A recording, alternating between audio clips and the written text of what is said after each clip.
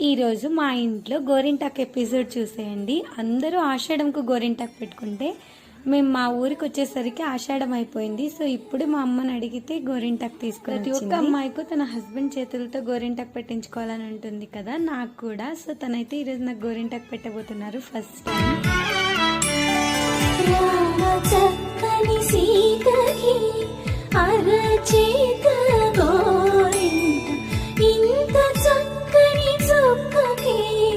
ఇంకెవరు మొగుడంట రామ చక్కని సీతకి